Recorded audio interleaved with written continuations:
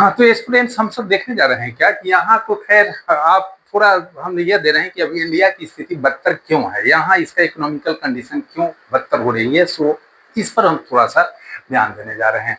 अब just like देखिए, है ना, कोविड जब हुआ था तो उस समय राहत के रूप में हमारे सारे पब्लिक को 5 किलो अनाज मिलता है। छोटा अंश क्या होता है सो देखिए, एक छोटा सा अंश यदि ऐसे ही आप मैक्सिमम लोगों को प्रोवाइड करते हैं तो कितने का लॉस होता है सो देखिए।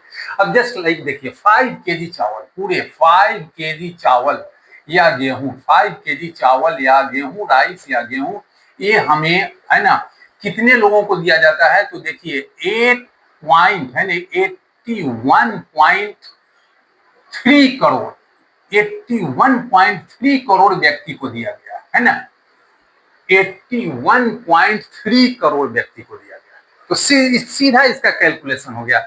इसका 1 केजी चावल का मूल्य जो है ना, 25 दशमलव कितना है, 25.6 रुपये शायद है, मिनिमम समर्थन मूल्य है। मिनिमम सरकार कम से कम 25 रुपए 60 पैसे पे या 30 पैसे पे लेती है 1 किलो। तो 5 केजी का दाम आप जोड़ लीजिए, 5 केजी का दाम 25 गुने 6, तो ये लगभग हम 25 को ही लेकर चलते हैं, 0.6 को हटाते हैं तो 125 रुपया हो गया। मतलब जान जाइए कि 81.3 करोड़ व्यक्ति को 125 रुपए हर महीने सरकार दे रही है।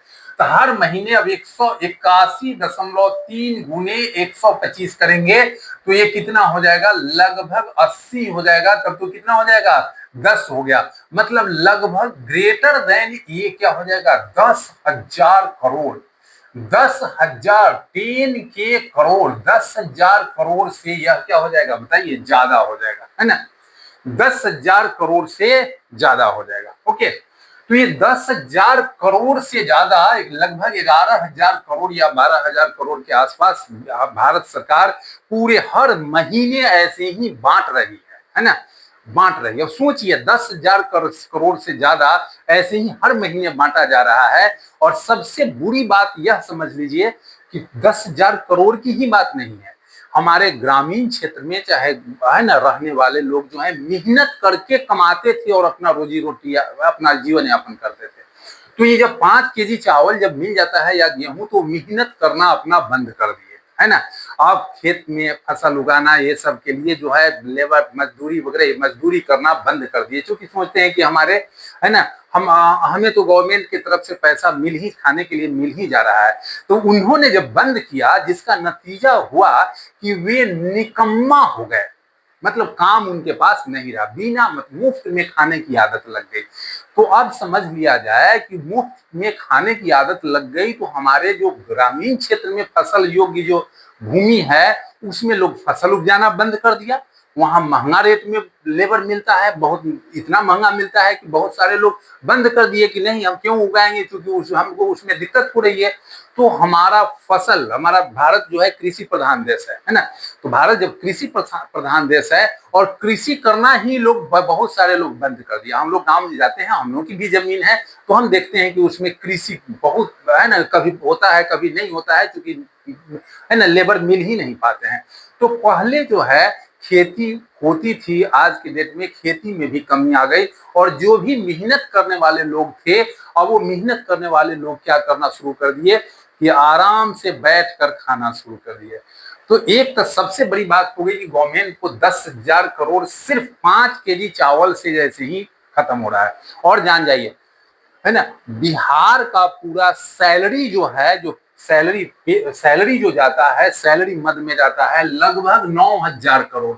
तो बिहार के जितने इम्प्लॉय हैं उस जितना पेमेंट करता है उससे ज्यादा ये आपको देना पड़ रहा है सरकार को, है ना। एक मात्र छोटा सा मैं एग्जाम्पल, और जो राहत जो मिल रही है वो तो अलग बात होगी। तो इतना जो है आप भारत सरकार ऐसे ही दे रही है। अब सोचिए, जस्ट लाइक हम सब देखते हैं घर में, इंडिया भी क्या हुआ, एक परिवार हुआ। जैसे हमारे गार्जियन है, मैं घर मान लिया कि घर का गार्जियन हूँ, हमारे 10 सदस्य हैं और 10 सदस्य को ऐसे मैं 2-2 हजार रुपए हर महीने महीने बांट दूं, वो काम करना छोड़ देंगे तो हमारा कितना खर्च हो जाएगा। मान लीजिए हमारी 50,000 की आमदनी है, तो 10 गुना 20,000 तो 50,000 में से घट गया ना हर महीने, मतलब 30,000 में ही हमें काम करना है। और 30,000 में ही सारा बजट चलाना है ना, तो कितनी बदतर स्थिति हो जाएगी चलाने के लिए। लेकिन वही देखिए, इसी काम को यदि बांट दिया जाए, जैसे हमारे परिवार में 10 सदस्य हैं, 10 सदस्य को कहा जाए कि तुम मेहनत करो, कमाओ और कमा करके तुम खाओ, कहा है ना, तो सब यदि कमाता है तो मान लिया जाए 2-2 हजार रुपए ही जो हम बांट रहे थे उतना ही कमाता है मंथली, तो 2-2 हजार ही कमाता है, तो 10 गुना 20,000 कमाया घर में, तो 20 और 50 70,000 में हमें बजट बनाना पड़ेगा।